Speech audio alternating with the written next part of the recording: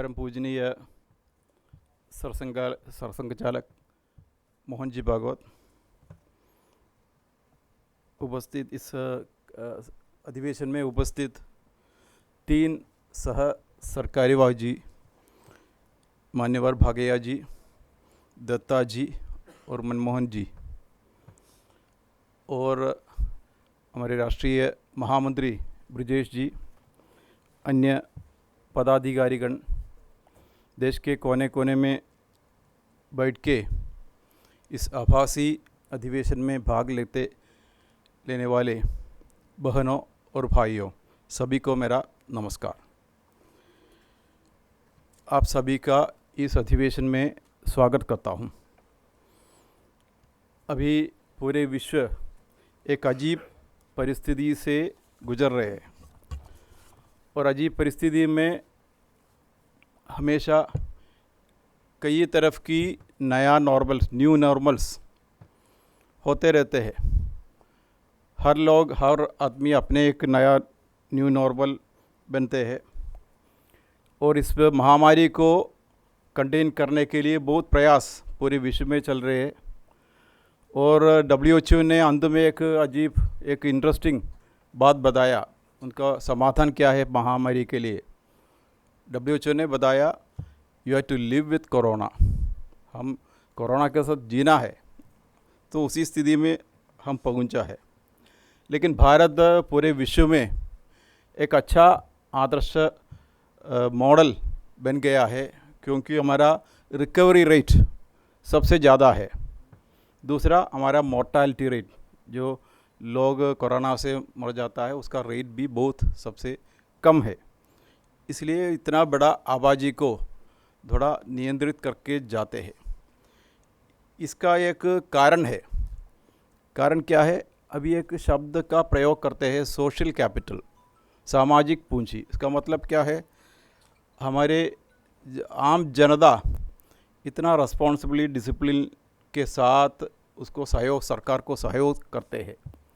ये एक तरफ की सामाजिक पूंजी भारत में बहुत ज़्यादा है। अभी देख लीजिए, भारत में इस परिस्थिति में कुछ अजीब चीज़ भी हम देखते हैं। जैसे हॉस्पिटल में बीमार का संख्या, एडमिशन का संख्या बहुत कम हो गया। अदालत में विवादों का संख्या भी बहुत कम हो गया। और मार्केट में कंज्यूमर करने का संख्या भी कम हो गया। इसका मतलब ये सारा एक तरफ की नया तरफ की रीति पूरे समाज में चल रहे।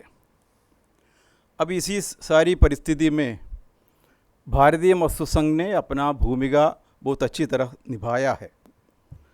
हमारा धर्म अच्छी तरह पालन किया है, क्योंकि इसका असर मजदूर क्षेत्र में बहुत बुरी तरह हुआ है। हमने प्रवासी मजदूरों के बारे में सुना है, कितना पैथेटिक है। वो रेलवे ट्रैक में मर रहे, सड़क पर मर रहे, ऐसा बहुत बुरी हालत में है। इसका कारण क्या है? बहुत लोगों ने सुना है क्यों इतना हालत हुआ है। उस समय हमने सरकार को याद दिलाया, सभी को याद दिलाया। अभी पुराण में शुक्रनिधि में शुक्राचार्य ने एक बात बताया था, जहाँ नियोक्ता लोग अपना मजदूर को अच्छी तरह देखभाल करते हैं, वहाँ कोई संकट में वो छोड़ के नहीं जाएंगे।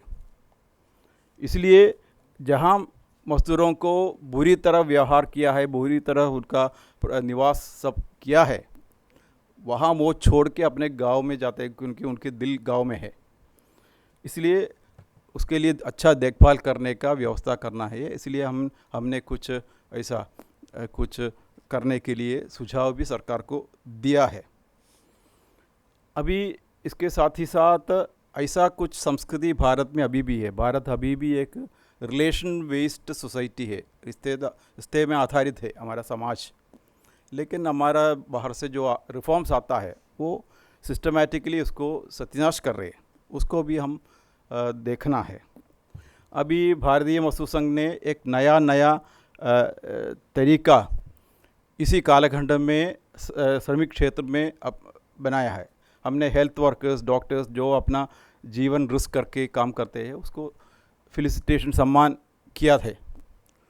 और सितंबर 17 को हमारे विश्वकर्मा जयंती है, उस दिन हमने एक नया काम भी किया। जो नियोक्ता इसी संकट के कालखंड में अपने मजदूरों को छोड़ा नहीं, अच्छी तरह देखभाल किया, उसको वेतन दिया, किसी को डिसमिस रिट्रेंच नहीं किया है, ऐसा नियोक्ताओं को हमने पूरे देश भर उसको सम्मान भी किया है। ऐसा एक नया उद्योग परिवार जो हमारे भारतीय मजदूर संघ के विचार का आधार है, उसको हम व्यवहार में दिखाया है।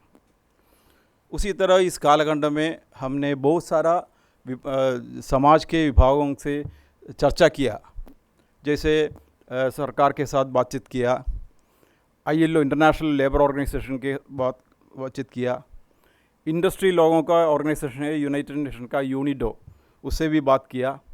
कई नियोक्ता ऑर्गेनाइजेशन के साथ भी हमने बात किया।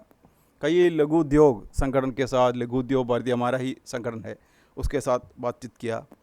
एकेडमिशियंस के साथ बातचीत किया, अर्थशास्त्रियों के बातचीत किया, बुद्धिजीवियों के साथ और अन्य सामाजिक संगठनों के साथ बातचीत करके कैसे ये अजीब परिस्थिति को पार कर सकते, इसके बारे में हमने बातचीत करके कई अच्छा सुझाव हम सरकार के समक्ष रखा है। और 5 मुद्दे उठाकर हमने सरकार आंदोलन भी किया। इसके बीच में अच्छा आंदोलन था, पूरे देश में सबसे ज़्यादा जगह ये आंदोलन हुआ है इस कालखंड में। और इसी कालखंड में एक और परीक्षा हमारे BMS के ऊपर आया था।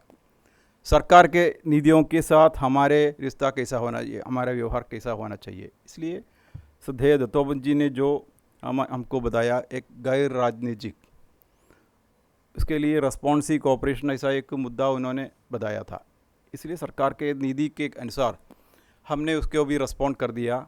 उसी तरह संवाद और संघर्ष ऐसा एक पुलिस नीति हमने अपनाया है। इसके अनुसार जब लेबर कोड्स आया था, 4 लेबर कोड आया था, उसके बारे में हमने लगातार सरकार के साथ, उनके जो लोग ड्राफ्ट कर रहे हैं उनके साथ बैठ के बातचीत किया था। और भारतीय मजदूर संघ के इसके प्रयास के कारण एक अच्छा कोड बनाया था, wage code, labour code on wages.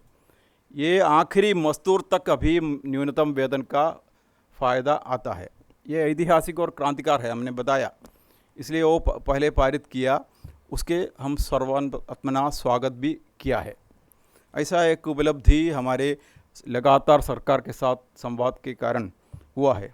लेकिन बाकी 3 कोड के बारे में हमारा बहुत आपत्ति है, इसलिए उसके बारे में भी अभी इस अधिवेशन में 3 दिन की दिवसीय अधिवेशन से सबसे ज़्यादा चर्चा करने वाले बहुत सारा हमारा कैडर इसके बारे में बहुत सारा उनका आशंका व्यक्त किया है, इसलिए वो भी हम चर्चा करना है। अभी श्रमिक क्षेत्र में एक नया संस्कृति भारतीय मजदूर संघ ने लाया है।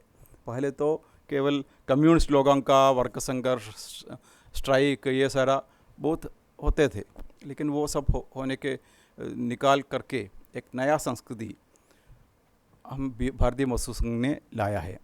पहले तो ट्रेड यूनियन माने लेफ्टिस्ट, कम्युनिस्ट ऐसा बोलते थे, अभी वो सब हो गए, चला गया। अभी ट्रेड यूनियन माने भारतीय मजदूर संघ, ऐसा स्थिति में आया है। और देश में एक विचार परिवर्तन भी अभी होते रहते हैं। 1991 के पहले भारत का एक दौर्भाग्य था कि हम एक Russian model of socialism experiment करते थे। उस समय बहुत सारा हड़ताल, तालाबंदी और औद्योगिक अशांति, ये सब देश में थे। 1991 के बाद अचानक एक दिन में एक अमेरिकन मॉडल कैपिटलिज्म, उसका नया चेहरा है ग्लोबलाइजेशन, वो भी लागू कर दिया। वो भी बहुत साल से चलते रहते हैं। और ये रशियन मॉडल में क्या था, इंडस्ट्री वर्सेस लेबर ऐसा था, उसका हमेशा झगड़ा ये सब करते थे। वो ग्लोबलाइजेशन के समय इंडस्ट्री माइनस लेबर को कोई मान्यता कुछ नहीं मिला था। अभी सौभाग्य से हमारे प्रधानमंत्री जी ने घोषणा किया है कि आत्मनिर्भर भारत, ये भारत की इतिहास में एक वैचारिक परिवर्तन का शुरुआत है, ऐसा मानना है। लेकिन उनको भी एक प्रॉब्लम होता है। अभी पूरे नीति निर्माण करने वाले जगत में बहुत सारे ये ग्लोबलाइजेशन का लोग बैठे हैं, वो सारा इसको हाईजैक करके लेकर जाएंगे। इसलिए भारतीय मजदूर संघ जैसे संगठन का दायित्व है इसको एक भारत की एक आधार इसको देना है। श्रमिक क्षेत्र में उद्योग परिवार इसको आधार होना चाहिए। ऐसा एक नया संस्कृति आत्मनिर्भर भारत के कारण ये श्रमिक क्षेत्र में लाना, ये बहुत बड़ा एक दायित्व है भारतीय मजदूर संघ। भारतीय मजदूर संघ ने एक और सुझाव सरकार के सम्मुख रखा है। भारत के निर्माता कौन है? हमने बताया ये 3 लोग हैं, श्रमिक, किसान और लघु उद्योग। ये हमने सरकार के सम्मुख कई बातचीत में रखा था और सौभाग्य से जब प्रधानमंत्री जी आत्मनिर्भर भारत का घोषणा किया था उन्होंने इसके बारे में मेंशन किया है। इसलिए आत्मनिर्भर भारत में ऐसा एक नया, पहले तो बड़े बड़े उद्योगों को ज़्यादा त्रस्त देते थे, अभी स्टिमुलस पैकेज में भी ऐसा एक परिवर्तन हो चुका है। इसलिए पूरे श्रमिक क्षेत्र में भारतीय मजदूर संघ के ऊपर बहुत आशा पैदा हुआ है।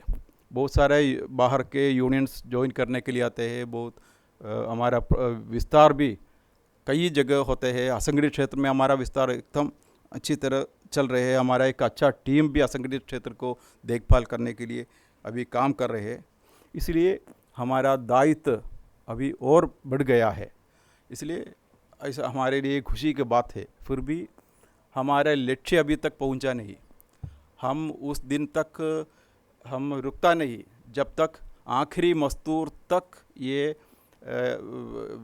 न्याय पहुंचता है और पूरे राष्ट्र आर्थिक स्थिति में एक सशक्त राष्ट्र बन सकते, उसी समय तक हम रुकना मत, हम आगे करना है।